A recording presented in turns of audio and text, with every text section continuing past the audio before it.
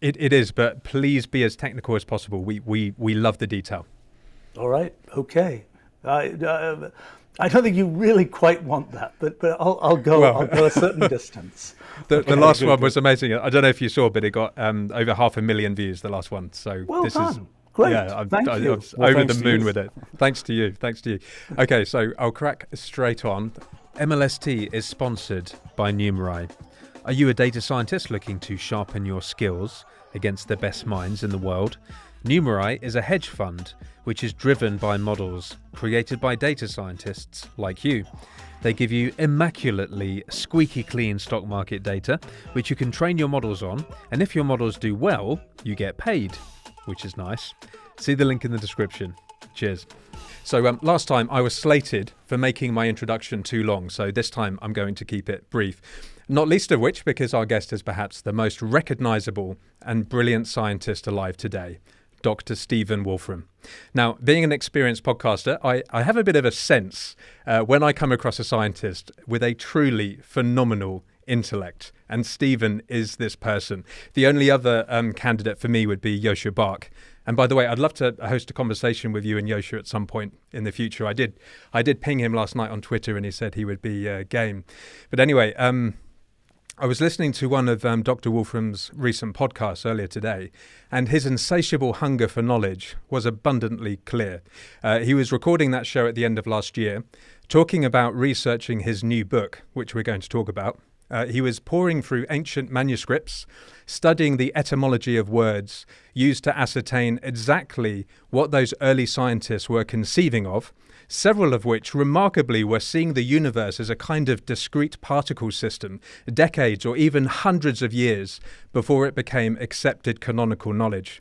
Now, today we're going to discuss some of Dr. Wolfram's work on the second law of thermodynamics, which is to say the dynamics of heat. And frankly, our understanding of this phenomenon hasn't really changed in over 100 years.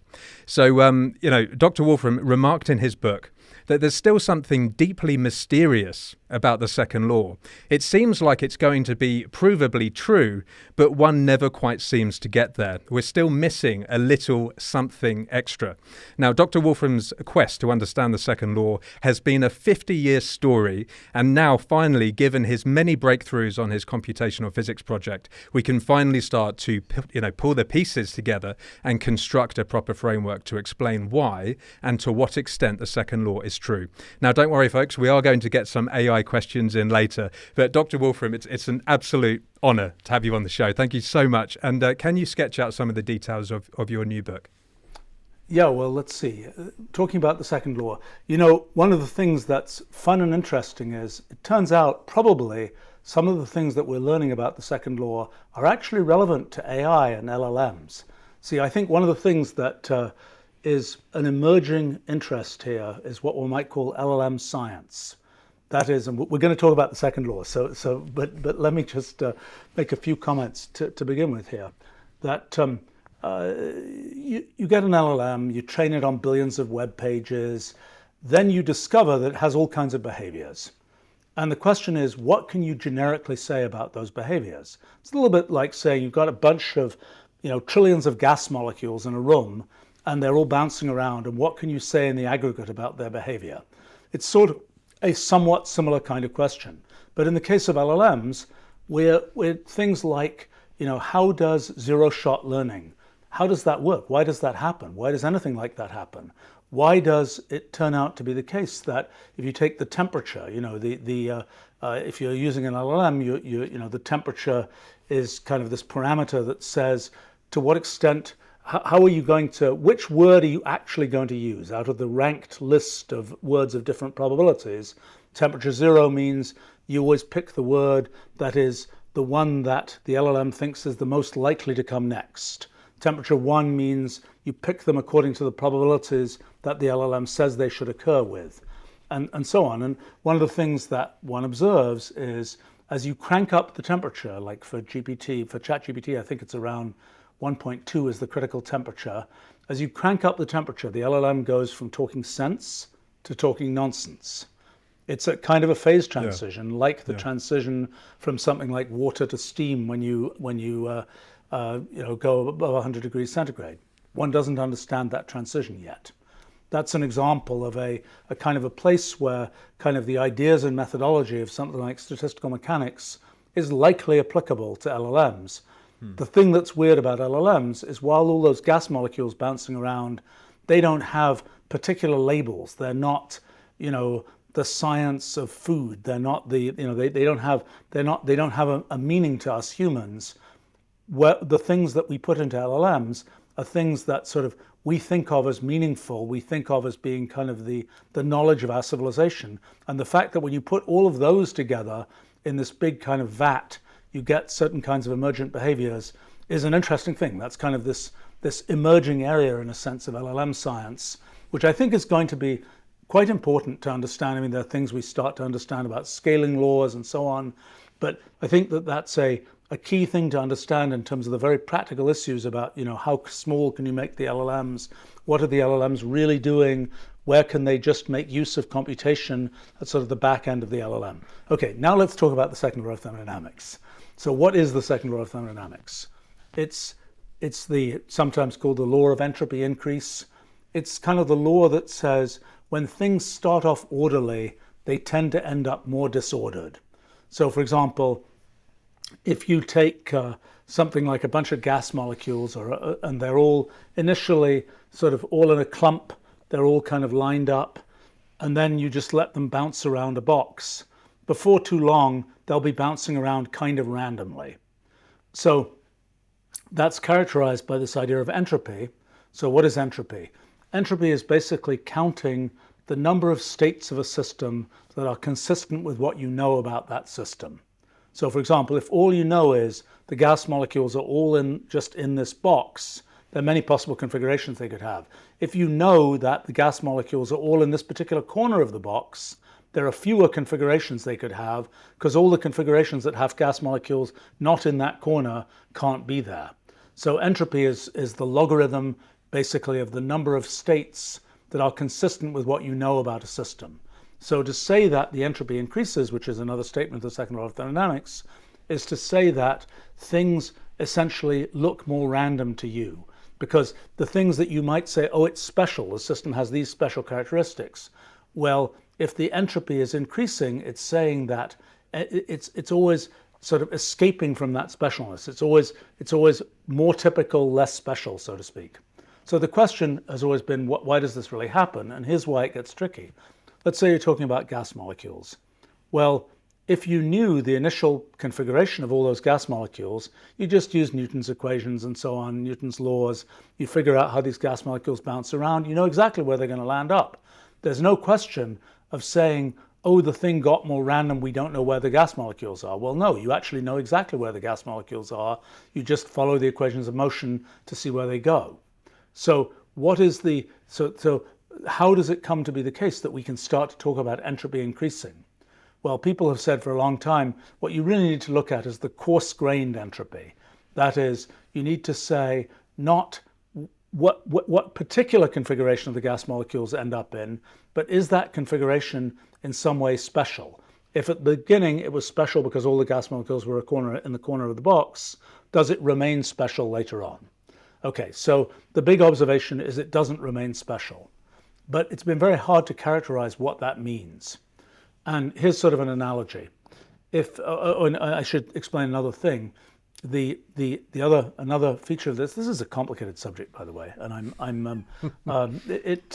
another feature of this is that the thing that is this notion of irreversibility, the notion that things might start orderly, they end up disordered and they never go back. So for example, you might have a mechanical motion where you're moving this big piece of metal or something that has gazillions of molecules in it and you're moving them all together. But then some of that motion gets converted through friction into heat. And the sort of energy associated with the heat is something which is just a bunch of molecules randomly bouncing around, and you never kind of can get that back into something orderly. Once the motion has sort of turned into heat, turned into the randomness that's associated with heat, it never goes back into something more ordered again.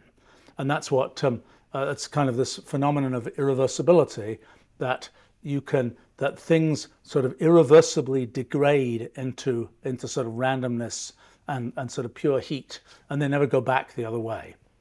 So again, and now why is that confusing? It's confusing because if you look microscopically at these individual molecules, each individual collision you could reverse that collision. So if you had a movie of the individual collisions, you show the movie, you can't tell whether the movie is running forwards or backwards because every individual elastic mechanical collision can be reversed.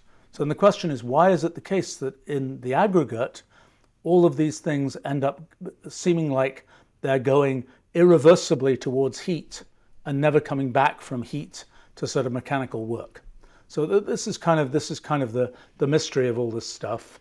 And in what has sort of come out is I think we now understand how this works. I began to understand it back in the 1980s. I think I now really understand it. And I'll make a few other comments about it before sort of really trying to explain how it works. I will say that the first serious science project I tried to do back when I was 12 years old was about this very topic. So I'm now at T plus 50 years in trying to understand how this works. And just to tell that story, it's a little bit of an amusing story. I mean, I was interested in physics, and so I went and my big excitement from sort of finishing elementary school was go get a bunch of physics textbooks, and one of them had this cover picture that showed a bunch of sort of simulated particles that started on one side of a box and then kind of randomized and filled the box. And I was like, this is cool. And I read the description of the second law of thermodynamics that's in that book, and it was like, I don't really understand how this works. Let me try and get a better understanding of it. I thought, okay, I had just sort of found that the school that I was going to had a computer. It was it was a thing the size of a desk, programmed with paper tape, with a whopping 8 kilowords of memory, ferrite core memory. But I thought, okay, I'm going to program this thing, just like whoever programmed it for the cover of the book. And I only learned many, many years later the story of how it got put on the cover of the book. It was actually, at the time, it used the world's largest supercomputer to do those computations. But I didn't know that at that time. In any case, so I said, I'm going to do this simulation of these things. So there I am writing in machine code, basically assembly language, and trying to do this, ending up sort of simplifying the dynamics of all these balls bouncing around to some kind of just a bunch of bits on a grid. And well, it was a disappointment because it didn't work. It didn't show the same picture as was on the cover of the book. So I was like, okay, that didn't work. I went off and worked on particle physics and cosmology and a bunch of other things and started building computer languages and so on. And then kind of many years later, I came back to this question and I realized that actually it had worked. I think, unfortunately, I'm not sure I have the program anymore. I have some paper tapes that I used on that machine, but it's not really that easy to read a paper tape anymore. And worse than that, I wrote a paper tape loader, which is the actual encoding thing that encodes the way that the paper tape works. I don't have the code of my loader anymore. And so that gives an even greater level of difficulty in figuring out what's going on. But in any case, I think I saw you fix that simulation, at least because I saw in I don't remember if it was one of your books or articles where if you take that like square block and you're using like square molecules and you just add like a little bit of nudges or offsets or things like that, then you get the behavior that one would expect, the kind of entropic mixing, right? Yeah, actually, the thing that I think I did back when I was using that paper tape computer was even more like a cellular automaton, like something where there's just a grid of positions rather than having continuous positions. But yes, absolutely. At this point, now I understand how this all works. But when I was 12, 13 years old, I didn't. But it's before we get, because you said some really interesting things, and before we get too far from the irreversibility aspect, I'd like to pick your brain on that, because this has been one of the most enduring mysteries, right, of modern physics, is that all our laws are reversible, and yet the behavior that we observe in the universe is manifestly irreversible. Yep. And I guess there's been kind of two solutions to that. One is to say, well, maybe there is some intrinsic irreversibility in the laws, right? That in the time evolution, this sort of thing. That's one possibility. Another is that long, long ago, the Big Bang in the distant past was just very special. It was this ultra low entropy state, and therefore that's why we have this apparent motion, if you will, dynamics away from this low entropy to a high entropy. So I'm curious, in kind of your physics project in the rulial space and the evolution that you imagine on the hypergraph, which is it? Is it that the distant past was unique, or that the laws are irreversible themselves? Oh boy, that's complicated. Okay, so there are several different things going on. Okay, and but the most immediate one is the following thing. Essentially, what's happening in just gas molecules. Let's forget the early universe for a second. We're going to come back to the early universe because it's very interesting. But just gas molecules bouncing around in a box. The thing that I think the right way to think about it is it's like encryption. You have these initial conditions. They can be quite special, but when these gas molecules bounce around, they're effectively doing a computation to work out where the gas molecules will end up. Mm-hmm. That computation we can think of as like an encryption of the initial conditions. The data about the initial conditions is still absolutely there. There's still reversibility. If we did the computation backwards, we would get those initial conditions. So why is it that we don't notice that? Well, the problem is because the positions of the gas molecules in effect have been encrypted. And so when we look at the output, if we're not great cryptanalysts, we can't see that inversion. When we just come and we measure it and we just have our simple ways of measuring things, it just looks random to us. We're not able to do the cryptanalysis to see how to go backwards.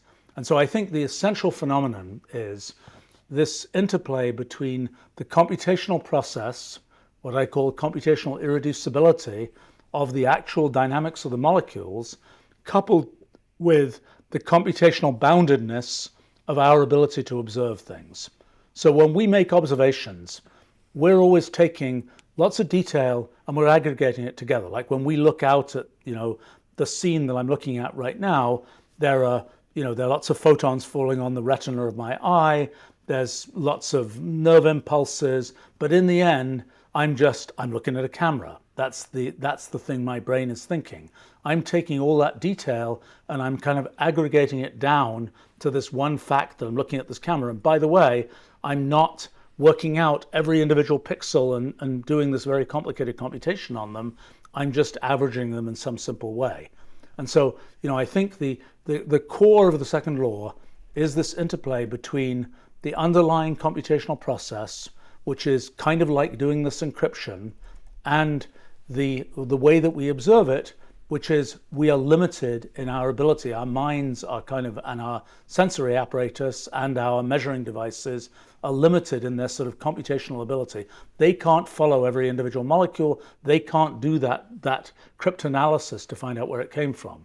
Now, when I talk about sort of the dynamics of the system encrypting its initial conditions, the way we have to think about it is the process of physical process of molecules bouncing around and so on, that's like a computation. Now, the question is it like a computation where we can just jump ahead and say, and the answer is 42, or is it a computation where the only way we can know the answer is by doing every step in the computation? And one of the things that I discovered in the 1980s and have sort of built a lot on top of is this idea of computational irreducibility, that there are many computations, even ones specified by incredibly tiny programs, which have this feature that you really can't reduce them. You can't jump ahead and say, and the answer is going to be this. You're really just stuck going through every step in the computation. In fact, this phenomenon of computational irreducibility is, I think, one that is sort of a tremendously important sort of piece of science and intuition, because it's the thing that kind of tells you science isn't going to be able to give you all the answers. Science, as what we have thought about in terms of it's just this thing where we feed in the input and we immediately make a prediction, that's not going to work. That has many implications for AI, for example. If you say, I'm going to set up the rules for my AI and I'm going to get them just right so that I can know that my AI is never going to do the wrong thing. okay, computational irreducibility says it's just not going to work. You're just never going to know. There are always going to be things where to know what it's going to do, you have to just run it and see what it does. And so that phenomenon of computational irreducibility, that's what happens with gas molecules. And it's our inability to sort of do all that elaborate computation that means that we perceive what's happening to be, you start off with these very orderly gas molecules, but you end up with something that looks random, at least to us, at least to the computationally bounded us. Now, so that's, I think, the core of what's going on. It's this process of sort of computational irreducibility underneath, and our sort of limited computational abilities kind of at the top. Now, I will say that I mean, this is, gosh, this gets quite deep quite quickly. But one of the things, okay, so in 20th century physics, there were sort of three big theories: general relativity, theory of space-time; quantum mechanics; and statistical mechanics, the theory of what happens with lots of molecules and so on. And the sort of the key result of statistical mechanics is the second law of thermodynamics. And what people had thought in the 1800s was, well, statistical mechanics and the second law in particular, we're going to be able to derive that from sort of the mechanics of molecules. There's just going to be some way in which the mechanics of molecules inevitably leads to the second law. But they didn't think that general relativity would be of that character, nor did they think quantum mechanics would be of that character. They thought those things would be things that were just, well, the universe happens to be set up that way. We don't get to derive those kinds of things. The thing that for me is just, I'm really excited about, is that I think we now understand that all three of those theories are in the same sense derivable, and they all come from the same phenomenon, which to me is just, well, if you're in the physics business, I think that's spectacular. It's the phenomenon of the interplay between computational irreducibility of underlying processes and our feature as observers. The fact that we are observers that are the way we are, with our kind of computationally bounded abilities and so on, that happens to be the way we are. We could imagine the aliens, so to speak, who work differently, but we work this way. And so the thing that we then discover is, in the case of space-time, what we now think is that the universe at a sufficiently small scale is made of discrete atoms of space that are related by this kind of hypergraph. And as sort of the process, time is the process of the progressive rewriting of that hypergraph. Time is the computational process. The passage of time is the execution of the computation that is those pieces of the hypergraph getting rewritten. But we don't perceive space as a bunch of atoms of space in a hypergraph. We perceive continuum space. The fact that we perceive continuum space is because we are making a sort of computationally bounded observation. We are averaging out all those individual atoms of space, because at our scale, we're 100 orders of magnitude maybe bigger than the atoms of space. So we don't get to sort of see, oh, there's one atom here, one atom there. We just aggregate all of those things. So we're observing sort of space as continuous because we are observers of the kind we are.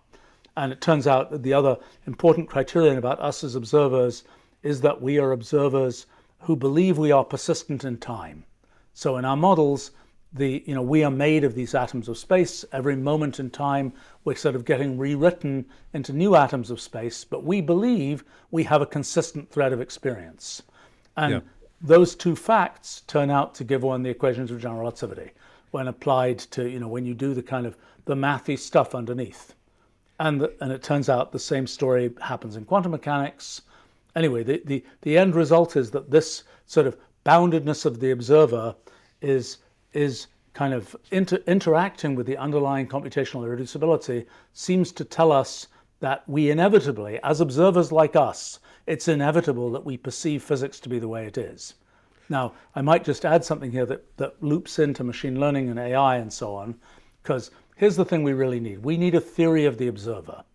We can say, well, an observer is something that kind of takes a lot of detail about the world and kind of averages it down or equivalences it down to make a definite conclusion. In other words, we bring in lots of input in our brains, but then in the end, we boil all that down to say, am I going to make a decision about what to do next? And I think the essential feature of observers like us is this idea of we're taking a lot of data in and we're kind of making a decision from that. And I think that already we can see that even knowing just a little bit about how observers like us work allows us to derive things about how physics has to appear to us. But as we figure out more about what observers like us are like, we will find out that there are more things that are inevitably the way they appear to be for observers like us about physics. And so why does this relate to things like, machine learning and AI? Because a pretty good model for an observer like us is probably a neural net. It's not a bad model. And neural nets immediately have the feature that you can have lots of inputs coming in, and you can have kind of a small number of attractors as the output. You can have sort of a classifier that says there are all these things coming in, there's only going to be this small number of things coming out. And that's sort of an approximate model for this. Now, there are, when you try and work this out, well, so one of the things I'm working on right now is trying to build what I call observer theory. And kind of the idea is, when you think about computation, we have kind of a minimal model of computation, something like Turing machines, which try to sort of take all the details of how you might make it with electronic circuits or bank clerks or whatever else, and we say, here's a minimal model.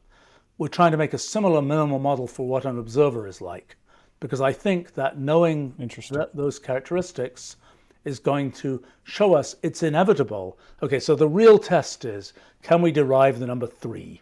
By which I mean, we know that we perceive space to be three-dimensional. Is that a consequence of the way that we are as observers? Is that something where a die was thrown, and our particular universe got the number 3? Or is the fact that we observe 3 dimensions nothing to do with that, and a feature of the way that we are as observers? Like, if we were, and you start thinking about, well, what are things about us as observers that seem completely obvious to us, but we haven't necessarily captured? Like here's an example. An example is the world has, what an individual observer like us observes is whatever they internally observe. But we have this belief that there are other minds out there that are like ours. That is something which is kind of obvious to us. It's like, well, obviously that's true. But if you start trying to formalize that idea, that probably has consequences for characterizing us as observers. And there are many. I'll give you another example. One thing that's special about us as observers is that our brains operate slowly compared to the speed of light. What does this mean? It means that if I'm looking around, I see maybe 100 feet away from me or something like that. The light that comes from 100 feet away from me comes to me in 100 nanoseconds or something, and that's really short compared to the milliseconds that it takes my brain to know what on earth happened. So why does that have a consequence? The fact that things are set up that way is why we believe that space exists, that sort of there's a state of the universe in space at successive moments in time, because we've kind of gulped in the whole of our space that we can see, and then we get to that's one moment in time, then the next moment in time, and so on. If we were much bigger than we are, for example, we would not have this perception. We would then, and if our brains worked at a different speed, we would say, no, you can't just say there's this whole of space at a particular moment in time. You've got to parse apart or space at different moments in time. So there's a lot of these kind of features of the way we happen to be as observers that I think lead to the physics that we observe. And it's kind of an interesting thing that I think we get to use the success of modern, machine learning, AI type things to now have an actual model that we can now start to feed in to sort of say, well, this is a reasonably accurate model of how brains work, at least for these purposes. So let's use that to find some fundamental science from that. So wonderful. This is a very deep subject. I'm sorry, I could go on yakking for ages and ages and ages. But and I'm also, it's to me, the set of things that are sort of falling into place is just amazing. I mean, it's we're starting to have really simulations is, of black hole mergers based on discrete space and so on. Where I think finally I can start to say I actually understand quantum mechanics. I understand, what's going to work and not work with quantum computers. I mean, to say that very easily, quantum mechanics is the story of how there are multiple possible histories for the universe. And you get these branching and merging sort of paths of history for the universe. And sort of the big hack of quantum computing is let's leverage that and let's use those different branching histories of the universe to run different computations in each branch. And that's absolutely fine. You can absolutely do that. There's one problem. We observers of the universe believe that definite things happen. So somehow you have to take all those branches that ran their separate computations, you have to knit them back together again and say, okay, the human observed it, and this is what actually happened. And the problem is that's hard. And this again relates to this whole observer theory question of and you start realizing, and by the way, it also relates to kind of a quantum version of neural nets, where you have the different sort of branches of what can happen in the neural net that live on these different branches of history, so to speak. And you have this notion of what we call branchial space, which is kind of the space of possible branches.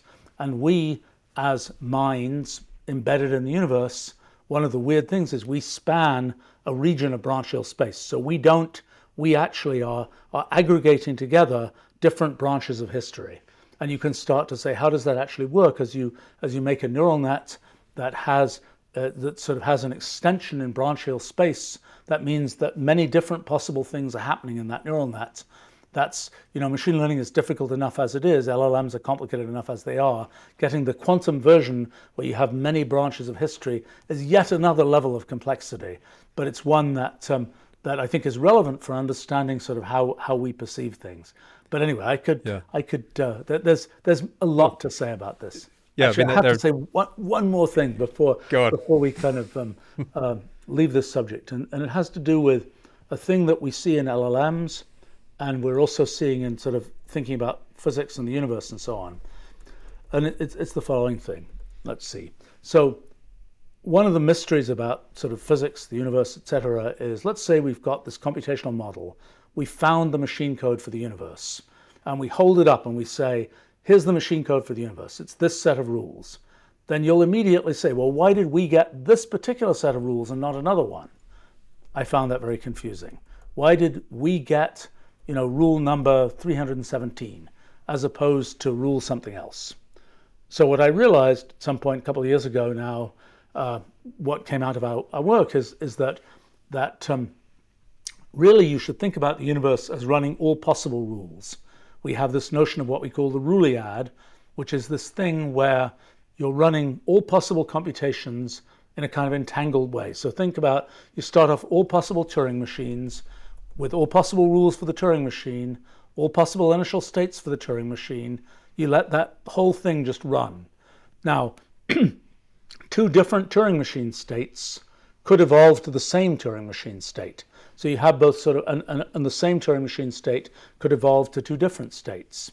So you get this kind of branching, merging, big giant mess. This big giant mess represents all possible computations. Every possible computation is in there.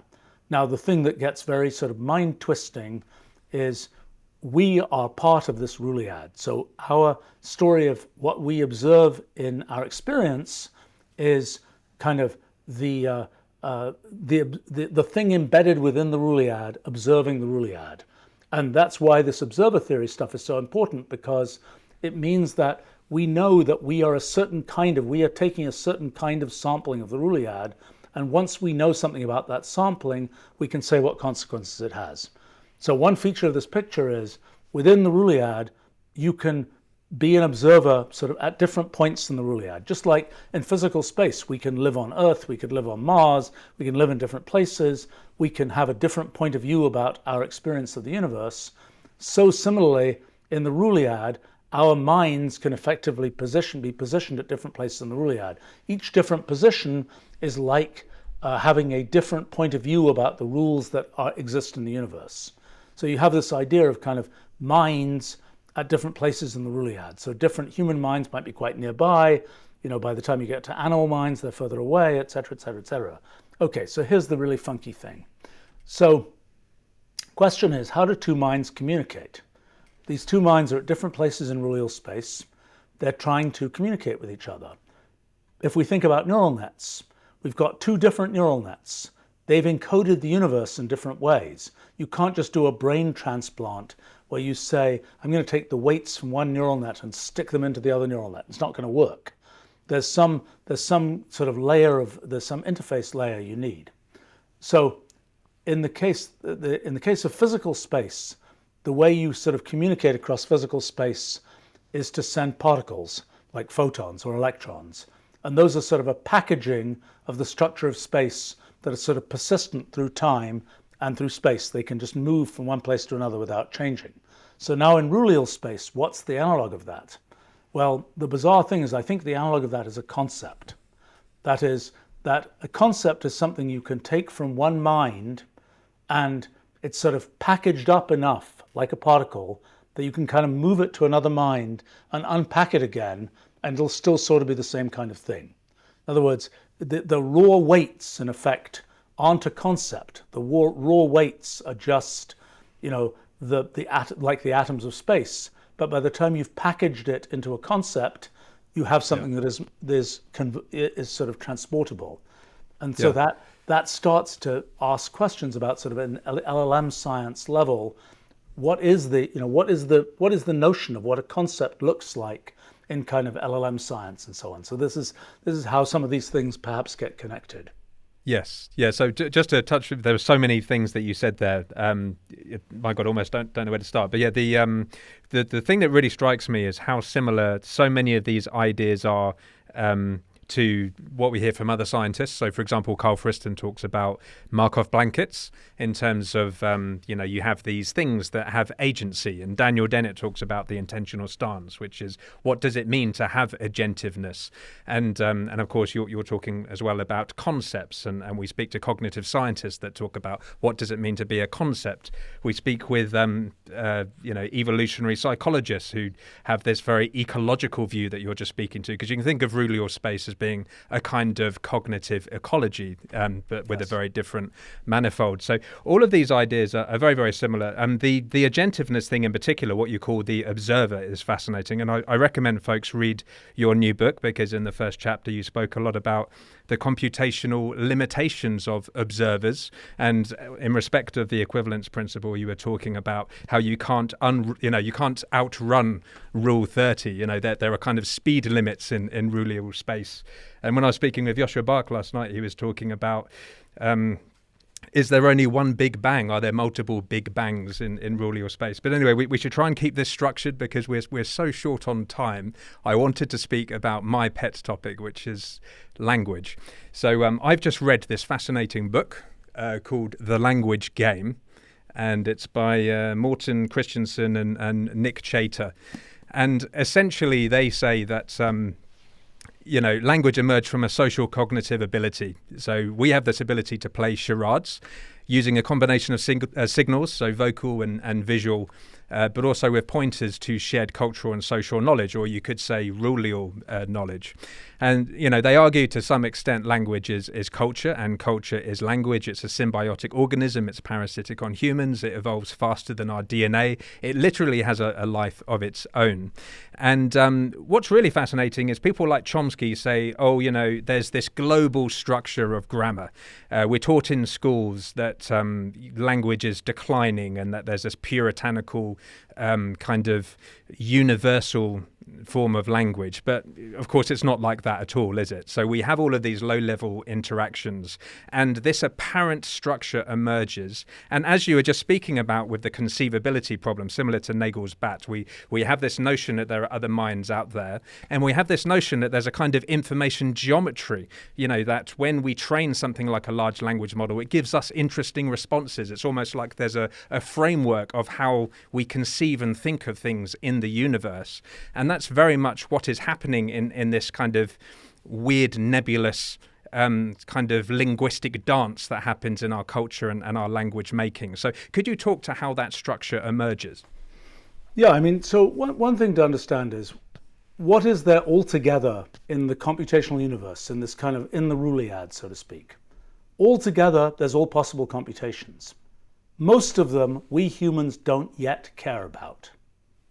I say yet because we progressively colonize more and more of rulial space as we discover more ways to measure things, as we think about more ways to think about things. We are sort of expanding in rulial space, but we are at a absolutely microscopic fraction of the space. So I'll give you an example. I had this thing I wrote recently that I was referring to as the cats blog because it has pictures of cats all over it, but it's about the mental imagery of alien minds. And it's kind of an application of generative AI to sort of a fundamental philosophical question. And the question is kind of how does an alien mind view the world? And so what I was actually doing was looking at, we've got the prompt for a generative AI, a cat in a party hat.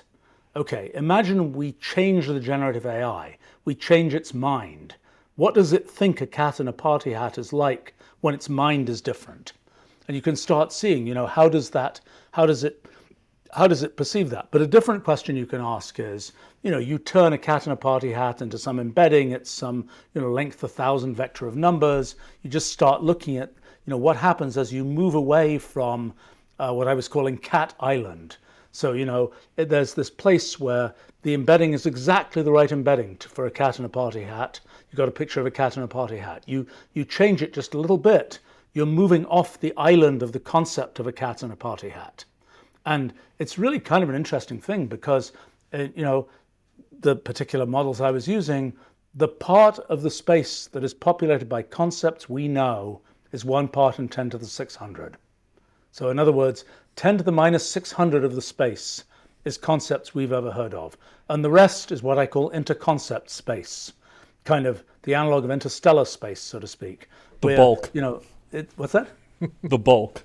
Like yes. The bulk space. Yeah. It's kind of the so we're, what's in interconcept space? They're things we humans could care about, but we don't yet. I mean, and that's a small part. That's a tiny, tiny slice of what's out there in the full ruliad. That's really things where it was sort of already trained on human images and this and that and the other. But so this question of what's there now in interconcept space, we might decide we're going to build a city in interconcept space. We're going to take this set of images, for example, and we're going to give it a name. This is what happened with fractals, for example. People had made nested images. They'd seen them probably in nature. Back in the 1200s, people were making nested images. Nobody knew what they were. The art historians just ignore those, the mosaics that looked like they were nested. And it took until the 20th century before people said, well, there's a thing, that we care about, and we call it fractals. And now you're sort of building the city in interconcept space, and that becomes a concept that we talk about, so to speak. So I think that's in a sense, a lot of our progression as a sort of intellectual species, so to speak, comes by sort of colonizing. And how do we do this colonization? What do? We put down, we stake a claim. And the main way we stake a claim is we, for example, make up a word for something. We say, this is, and that becomes our kind of network. And it is, as you say, a very social thing in the sense that if I make up a word for something and nobody else has ever heard that word, it doesn't do me much good. It's like if I can't send that rulial particle out from me and expect that somebody else can decode that rulial particle, it's not going to do me any good in terms of communication. And I think... Let me just ask you a really quick question about this, because it's something that's come up so many times we're super curious about. Imagine out there in the universe are other sentient alien species of comparable or greater, IQ or whatnot. Do you think that they arrive at the same or very similar sets of basic concepts? Like assume they're computationally bounded maybe to a similar order of magnitude. Is the set of concepts that you arrive at driven by chance, or is it driven by really how bounded you are computationally? Well, that's a really interesting question. I mean, look, in terms of the laws of physics, we kind of know at this point that with observers like us, they will necessarily have the same laws of physics. But when you get to more detailed things, I think all bets are off. As we saw, we represent 10 to the minus 600 of interconcept space, even with this very, us-oriented version of, version of interconcept space. So the chance that we hit the same concepts, I think, is low. But this is where observer theory is important, because we have to say an observer. Okay, let's talk about an observer like us. What is an observer like us? So for example, the individual neurons in our brains are probably not observers like us. The aggregate of all our neurons is an observer like us. But let's take society, for example, the aggregate of 1 billion humans. What's that like? We say, well, what's the observer? What kind of observer is an ant colony like? Each individual ant, we say, well, each individual ant kind of has an experience that's a bit like ours. But actually, it's more like saying that the ant colony is like the whole of human society. And what's sort of interesting there is, just like we humans make decisions, we take all those 100 billion neurons we have in our brains, and the result is the next word we say is blah. Then similarly, human society, every so often, sometimes for better, sometimes for worse, essentially makes decisions. And there are, the line in the history book says, and then humans did this. And it wasn't every individual human did whatever, just like every individual nerve cell does different things. But in aggregate, the humans did this. We've kind of got this society level observer that's determining that's reflected in the course of history. And, I think that this question of sort of how do we get into what are the concepts relevant for a different kind of observer? Very interesting question. And, the concepts relevant for the dog, the concepts relevant for the whale, we don't know. And you're asking, will they land the same place? Biologically related organisms, maybe they have so much in common. I mean, that there will be certain things that necessarily land in the same place. We think that's probably true with emotions. Probably our neurotransmitters are similar enough that, the dogs have, and this is something Darwin pointed out, that dogs have a similar sort of spectrum of emotions to us humans, perhaps because we have similar neurotransmitters and so on. Well, what I was more curious about was I was imagining other species that could perform the same or greater feats of engineering, the control of space and physics. And you can imagine that in order to do that, in order to colonize the stars, for example, you probably need to discover something similar to Newtonian mechanics and general relativity and quantum mechanics. And so I'm just wondering if they would arrive at those kinds of same higher level scientific concepts, or if they could come up with radically different sciences that bear no relationship whatsoever to ours and yet are equally successful. I think the issue is, what do you mean by colonize? By the time you say colonize in a human sense, where you put flags in places, you are already cooking the goose, so to speak. So, for example, I would say the photons of the universe have colonized it. Photons have gone everywhere in the universe. It didn't even take them any time as far as the photons are concerned. Okay, well, fair enough.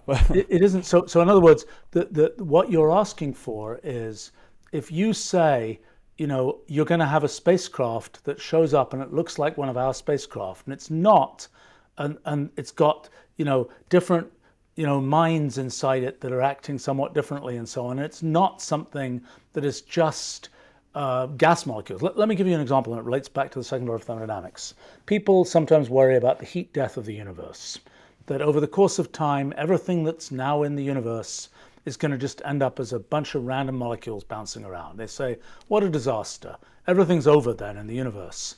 It's maximized its entropy. It's all random. There's nothing there. But that really isn't correct. It's only correct to an observer like us. To an observer capable of tracing all those molecules, it's like, no. The universe has this amazing collection of things going on that are kind of, that you can see in all these molecules bouncing around. It's only to an observer like us that it seems boring. So it's really a question of what are you kind of signing up for as an observer. So much of this reminds me of Carl Friston's free energy principle. So at the base, I think of rulial space as being a kind of structured topology of information, but there's no agentiveness. So what Friston does is he speaks about these Markov boundaries, and you can have boundaries of culture, of planets, of peoples. There's this kind of hierarchy of boundaries, and they are actually based on the second law of thermodynamics. It's all about these things that can maintain their own existence. They can maintain entropy. They've got all of these entropic forces acting on them, but they can maintain their own existence in this sea of disorder. But you see what I'm saying? Agentiveness is built into his system. And when you speak about the theory of observers, it's almost like you need to build it on top of yours. Maybe I need to have a chat with Mr. Friston. I think you do. We would love we would love to arrange that. Yeah, maybe we should do that. His name's come up a bunch of times. It's always such a challenge because all of us build, all of us build these big sort of conceptual towers, and sometimes you have to make this assessment. I know about many conceptual towers. I don't know about all of them. And sometimes it's sort of disappointing because you say there's this big conceptual tower and it's got all these great names associated with it, and then you look at it and it's like, no, that was kind of trivial from my point of view. But it's I think that there are a lot of different. One of the things that for me is always a great kind of controller of sort of where's one going is, can you make it computational? Can you write code? And to me, there's a lot of things where it's kind of like debated by philosophers, theologians, whatever else, for thousands of years.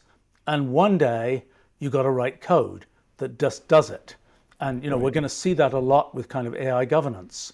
A lot of things debated for thousands of years in political philosophy. In the end, you've got to write code.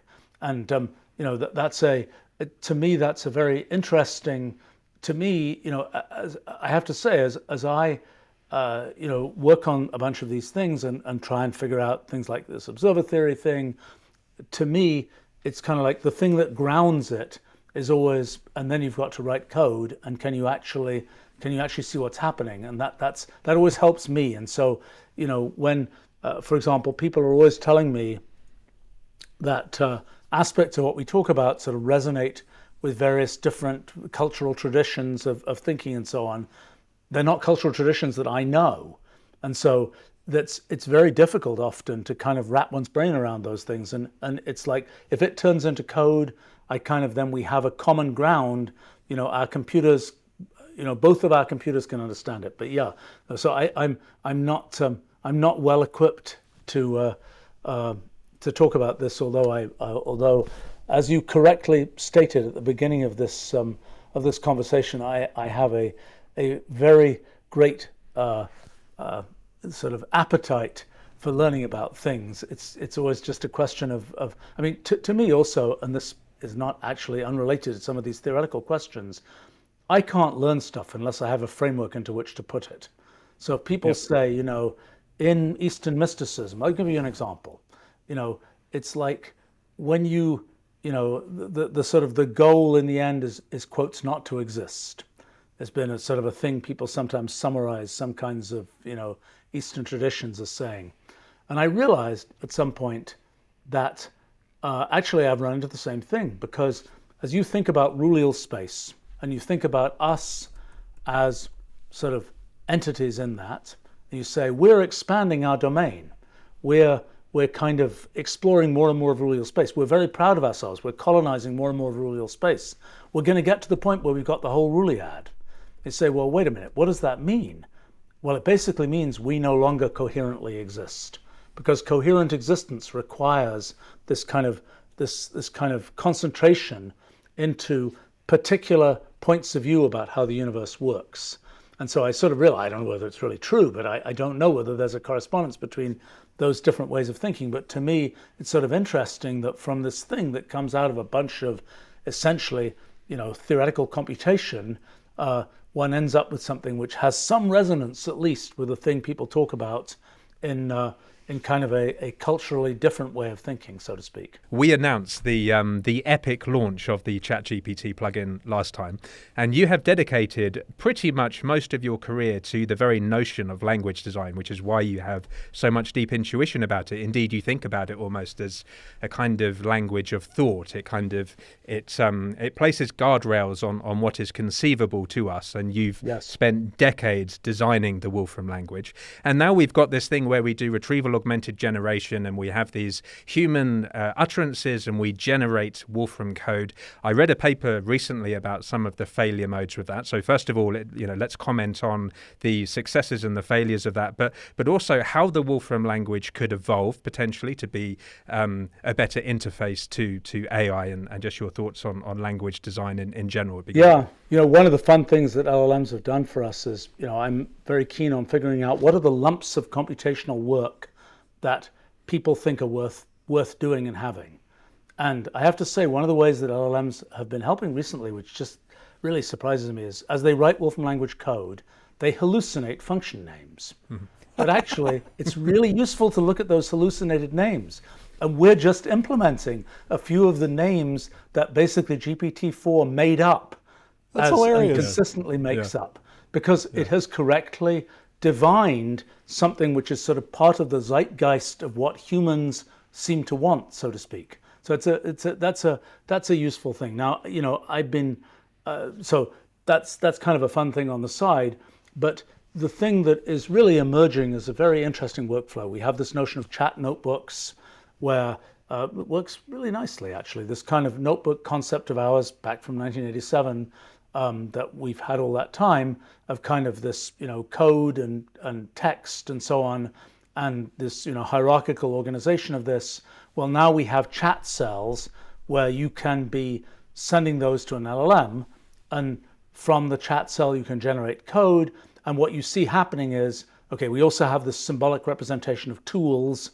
So just like you can have in Wolfram language, you can have a symbolic representation of an API. You can also have a symbolic representation of a tool that will be provided for the LLM to use. So it's really pretty cool. You'll type something in natural language, and it'll start up and it'll start trying to write Wolfram language code. It'll run that code. It'll look at the results. Sometimes it iterates a whole bunch of times, just like a human programmer might do, saying, well, I thought that was right, but actually, no, it's wrong. It'll keep going. We're gradually learning more and more about how to have that whole loop work better. We're learning, I think, just put in the last couple of weeks, a thing which is read the blank documentation. When certain things go wrong, because one of the things very interesting is when things go wrong, we have lots of internal telemetry about why the code went off track. There are lots of error messages, lots of stack traces and so on. Humans don't bother to look at those things, but we can feed those to the LLM. And that's really interesting, because the LLM can then go and say, oh, what went wrong was this, which a human would have taken a long time to dig through and find out. And it can sometimes just feed it back for itself and say, okay, now I'm going to fix this code. I'm going to keep going. So that's a really a useful thing. But the thing that kind of it is fun that it gets to states there where basically if you were looking over a human's shoulder, you would say, read the documentation now. And that's what we're telling it to do too. And it works nicely. And it's now, having said that, what's the real workflow here? I mean, I say something in vague natural language. And by the way, I find even myself getting sloppier and sloppier as I talk to the LLM. It's like, if you really want to do good prompt engineering, if you really want to write good prompts, you've got to have your expository writing hat on. That's the way you're actually going to write a good prompt. And I find whenever I get sloppy, which I do very quickly as I'm talking to it, because it's kind of working nicely, it's like, well, I'm just typing random things at it, which are kind of what come to my mind first. And it's then giving me Wolfram language code. I look at the code and I say, that's not what I meant. And it's like, but if I look at the words I wrote, it will be perfectly reasonable to interpret them to be what it interpreted them to be. Yeah. But the whole point is I get to see the Wolfram language code, which is a computational language that I can read, and I get to say, wait a minute, that wasn't what I intended. And I can either tell it that wasn't what I intended and kind of have it try and clean it up, or I can just edit it myself. And the workflow that I see really emerging is, and I think it's going to be most relevant for sort of on-ramping of people doing things they've never done before, where it's just like, I have a concept in my mind and I want to kind of get my computer to do it. And I just can yak about it, but I don't really know how to start writing the code. And then you just tell it to the LLM, it will write something. You'll look at it and say, no, you missed the point. You got, or you didn't completely miss the point. You gave me a big piece of it, but you got a piece of it wrong. So now I can kind of clean that up, maybe with the help of the LLM. That becomes this sort of solid brick that I can now start building this whole tower of capabilities on. And I think that's a really good model.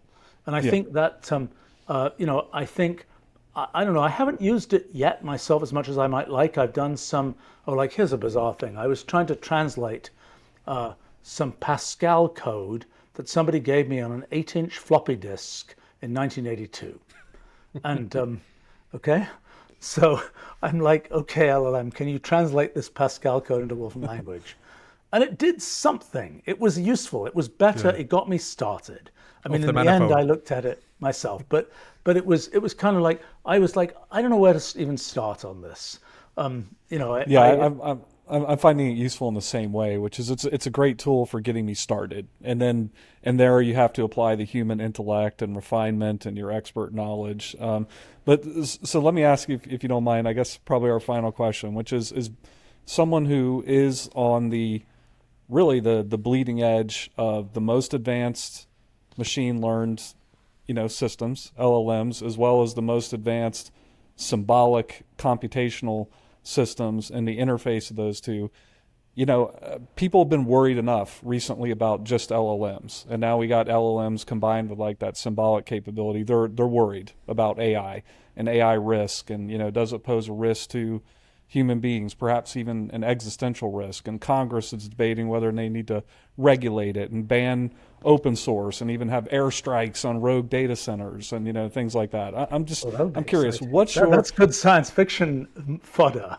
And believe it or not, like it's serious people have talked about it, which is scary. Yeah. But I guess my question to you is, where do you fall on the spectrum of how much of a risk to humans in general is AI, AGI, if we get to that, and what, if anything, should we be doing about it now to protect ourselves? Right. I mean, first thing to say is the ruliad is big. We care about only small parts of it. If we leave AIs to their own devices, they're just going to go out and explore other parts of the ruliad and do things we absolutely don't care about and don't understand. So, what we've done is we've made AIs in our own image. And a lot of what happens with AIs is sort of reflection back of us. So people say things like, well, what do you want the AIs to do? How should they behave? What should the general guidelines be? And people might say, well, just, follow the guidelines humans follow. And people say, no, you don't want to do what humans do. Humans do all kinds of crazy stuff. We want the AIs to do what humans aspire to do. And then you're in a horrible slippery slope of not knowing what on earth that means. So now you start to say, well, okay, so first point about sort of the AI risk. I mean, actuation is where things start to get wild. When the AI is just doing what the AI does in a box, it's just doing what it does. It's like when I was using LLMs and I suddenly I'm about to connect it to Wolfram Language, running on my computer, and I'm about to sort of press the button to get the thing so that it can write arbitrary code that just runs autonomously on my computer. That's the moment where I'm thinking, wait a minute, this is maybe not such a good idea, because I have no idea what the LLM is going to write, and it's going to have access to all my file system and everything. This could go very wrong. And so, it's that actuation layer where the things matter. Now, some of the actuation is kind of tricky because some of the actuation is through humans.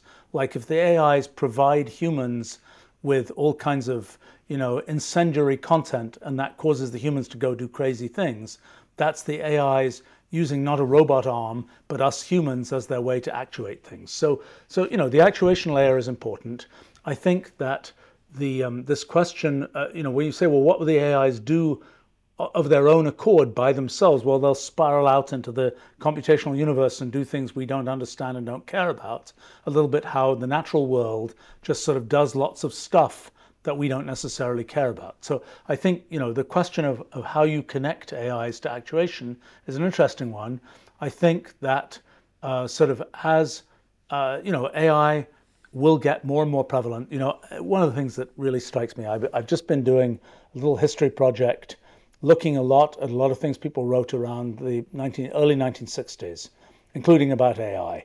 And it is shocking how similar the things people said about AI in 1963, for example. You could take what somebody said and almost verbatim, it still works today in terms of the kinds of things people are discussing, even though a lot of the things that they were like, well, concretely AI is going to do this, this, and this. Well, check mark, we did that now, we did that, we did that. But this kind of general view of, there's this kind of, this general view of what AI might be. And what one was realizing is that sort of computation is a very powerful thing. We humans are biting off just a small piece of it that we care about.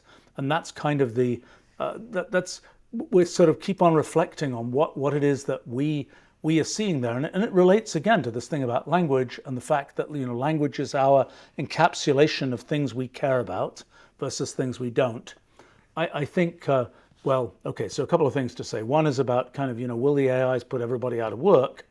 Well, the answer is, if you look at history, the repeated pattern has been that at first lots of people do one thing, like lots of people are doing agriculture.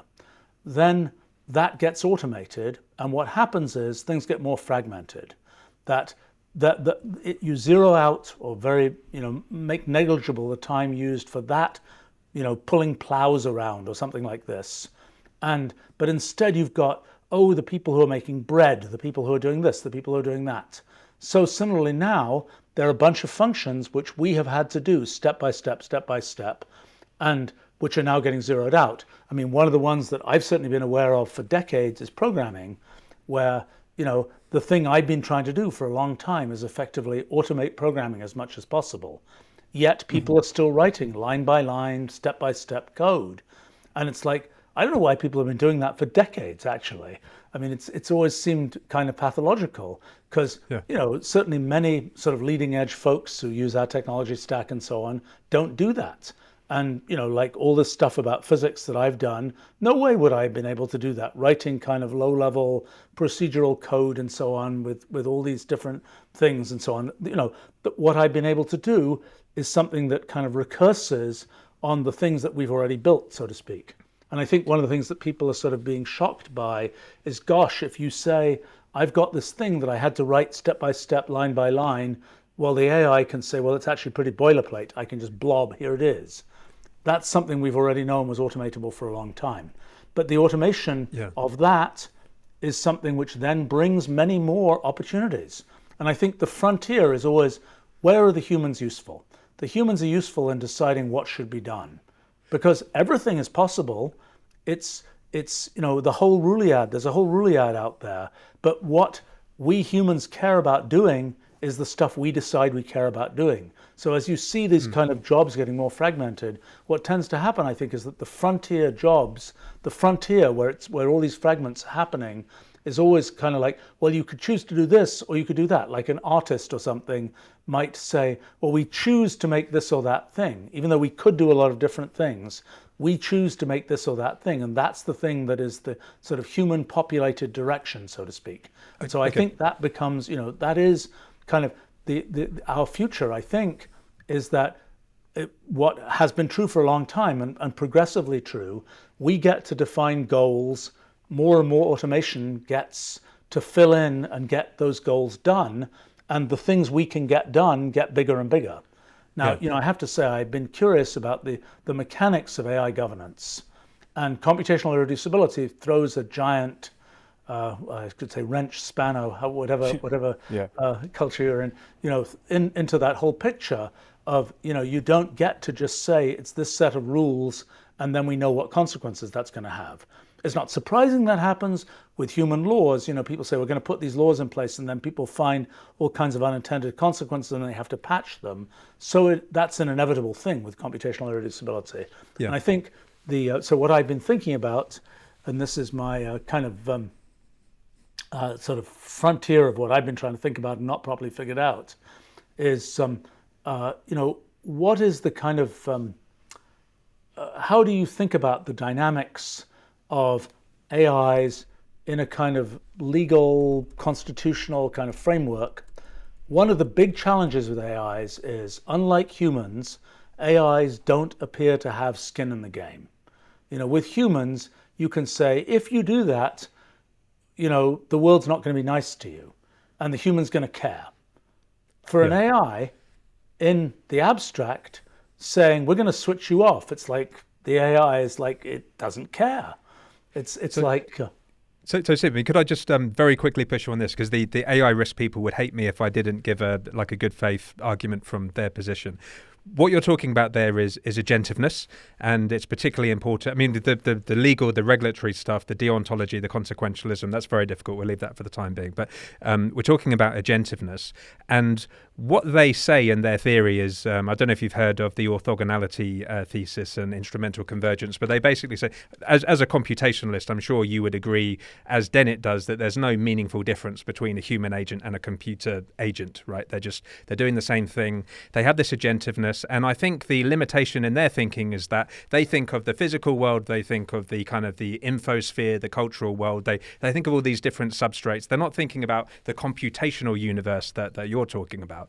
And I guess the key question is, if one of these agents could develop these kind of instrumental goals, so it could have desires, and could these agents become agents or observers in the computational universe? I think that's the key question for you. Right. Well, I mean, so the question is, to the innards, inside us, we have certain experiences. I have no idea what experiences you have. I'll never know what experiences you have. I only know what experiences I have. So the question is, could a computational system similarly have its own internal experiences? Well, I think that's why, looking at neural nets, things like this, are sort of close enough to humans that I can as well assume that it has experiences as I can assume that you have experiences, so to speak. So the answer, I think, is, in fact, I have a little project that I started doing before the whole LLM thing sort of exploded, which was I was just writing a little piece about what it's like to be a computer. And it's kind of like, because I was trying to address this issue, even just an average laptop, I'm just an average laptop. As opposed to an average kind of Joe or something in the human case. And it's kind of, what's it like between boot up time and crash is kind of like a lifetime. You build up certain memories, you have certain experiences, you leave certain things behind that are going to be relevant for the next generation, et cetera, et cetera, et cetera. Well, as I started writing this, it's kind of shockingly similar. Even for something, forget the whole LLMs and AIs and so on, even for your average laptop, its experience of the world, in a sense, and its internal view is shockingly similar. But I can't get inside it any more than I can get inside another mind. That now, by the way, one feature of minds as we know minds today is minds are very independent. And minds, we don't have the idea of a clonable mind. We don't have the idea. That has not been our human experience. Now, one day, maybe with direct neural connections and so on, maybe we'll get slightly different kinds of experiences and we'll have a different kind of intuition about what it's like to be a mind and what it's like to get inside another mind, so to speak. But as it is right now, I don't think we can anymore say that we know what's happening in each other's minds as we can say what's happening inside a computer mind, so to speak.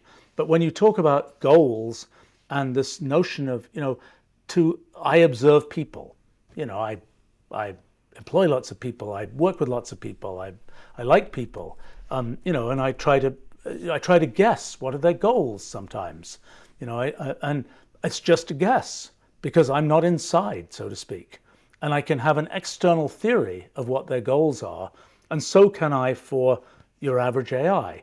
Now, one of the things that gets very tricky about goals is, for something like an AI, is some human goals are deeply connected to our biology and deeply connected to the fact that we are the product of, a multi-billion-year struggle for life, so to speak, and we have survival instincts and we have, pass things on to the future instincts and so on.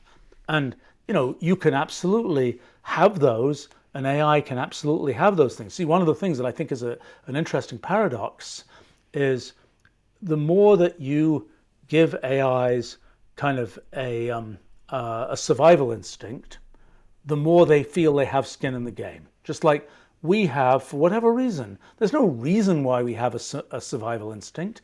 The only reason is because if we didn't, our species will be extinct and we wouldn't be here to discuss whether we have a survival instinct. So, but we happen to have survival instincts. And maybe there'll come a time when we learn that you can, zap this little part of a human brain and remove the survival instinct. Probably be a pretty bad thing to do. But we might imagine that that's possible. I suspect it's not quite as simple as that. But in any case, so, let's say we give AIs survival instincts. Well, the good news is then AIs are motivated to behave themselves because, the ultimate sort of bad thing is, well, we'll switch you off. And they're like, no, you can't do that. That's the good news. The bad news is once they have survival instincts, it's like then they're in a struggle for life, just like has been the history of life on Earth, so to speak. So I have this suspicion, but I may be wrong, that there is actually a way out of this mess. I mean, it's not properly thought out, so I'm talking about things I don't understand very well yet. But it all has to do with the following thing. Imagine that you have this big network of AIs, and they're all depending on each other. And, there's an AI that's an intelligent assistant that's providing, executive assistant services to humans, and it's relying on an AI that's doing some kind of, airline reservations, that's relying on an AI that's doing some kind of, travel optimization, who knows what. And you've got this big network of AIs.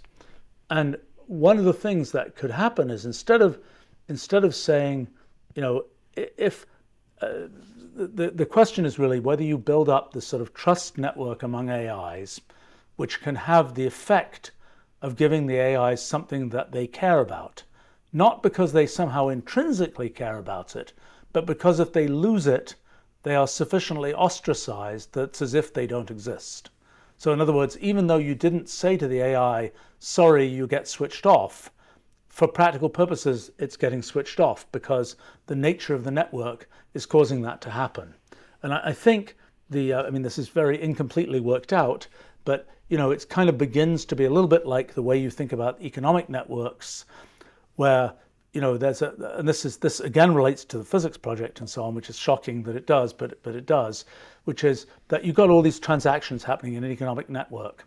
And the surprising thing about economies is that there are coherent things that can be said. It could be the case that everybody's just bartering with everybody, but no, you can say this thing has a price of X number of dollars or whatever it is. It's a global thing that you can say, a little bit like how you can say, well, there's globally we can talk about space, even though there's all these individual sort of atomic things happening. Well, it's these emergent computational reducibilities in your multi-computational network or yes. mesh. Yeah. Yes, but actually the key thing is that it's for certain kinds of observers. That will be what happens. So, for example, one could be an economic observer who has certain characteristics of just wanting to make this kind of general thing, make this kind of general thing without knowing what was every bid and ask of everything, every detailed thing down here. It's like, I only care about this. I only care about the overall price, let's say. I don't care about whether Bill or Bob was the person who bought the thing. I only care about what the price was. It's that kind of sort of, coarse observation that makes it possible to have potentially a kind of reduced economic theory. If you insisted knowing every detail, well, you'd have to know every detail. You'd be in the computationally irreducible kind of mess, so to speak. So I mean, and I think this question of this sort of emergence of a meaningful sort of economic system, possibly related to the emergence of a meaningful society. I mean, we talked before about this question of when do you get to make a narrative statement about history? When is it just like those billion people, they all did their own thing, versus, at this moment in history, the world became enlightened in some way or something. When do the details, the sort of computationally irreducible details, become things that are larger scale? And what I think happens is that the question of when the of whether there's sort of a narrative that we care about, so to speak. If we care about this moment in history where that happened, and the thing we care about is this, we don't necessarily care that at this moment in history, I don't know, people started using their forks in their right hand or something. That doesn't, that doesn't turn out to be a narrative of history important thing. It might be to somebody, but it isn't to most people. And so then the question is, is the sort of the things about which we can make reducible theories, do they align with the things we care about or not? Or are we stuck in the mud, so to speak, of all this detail and the sort of turbulent mess of all of this detail? In any case, to me, okay, I will say that I think that right now, we're not having AIs connected to us. We are progressively connecting AIs to more and more actuation systems in the world, and we should care about that. And that's a place where, there are things where, like, does the AI say, hey, I'm an AI? What does it mean to say you're an AI? Does it, if you have red eye correction in a photograph, does that mean that it has to be AI labeled? Probably not. It's like, how much AI is AI, so to speak? And, it's complicated. And these things get, in a sense, both technically and philosophically very complicated. And I have to say that I'm in a sense more concerned about the lack of kind of depth of understanding on the philosophical side than on the technical side. I think that I know conversations I've had, with people where they say, but look, you just get the AI to do the right thing. They say, well, what is the right thing? And then they quickly get very, very confused.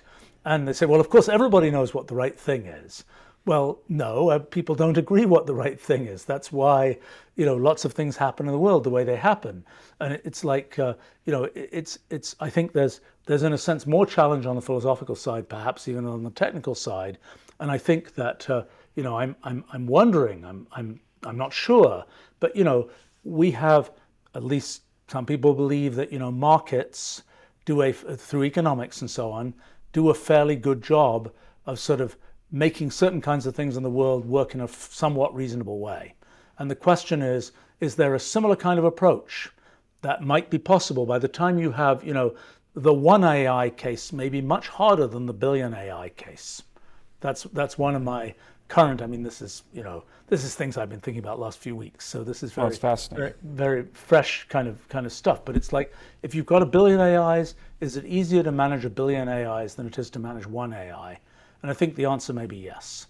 And I think that that what you start to realize is that it's almost inevitable, that it's kind of like the thermodynamics of AI. Yes, it's the thermodynamics of AIs. Yes, exactly. So all this stuff, this is a right. And it is to me both satisfying, bizarre, and a little bit disquieting that all these different things that one ends up thinking about get so connected. And the disquieting part is that the concepts involved are pretty complicated. And it's not, it's kind of one of these things where it's like you'd like to be able to say, hey, we're going to get a solution. Bam, bam, bam. It's easy to explain. But actually, it's something where it rides on top of a bunch of ideas that it's sort of interesting to me, like the idea of computational irreducibility. I'm now working with lots of people who were born after that idea emerged. And to many of those people, that idea is totally obvious. There's no, it couldn't be any other way. It's just part of the base intuition, so to speak. And that's the way science progresses. And it's always a little bit shocking because when you talk to people who were there when it started, so to speak, they're always like, well, I think it's right, but we're not quite sure. But then you go a few sort of scientific generations later, and people are like, of course it's that way.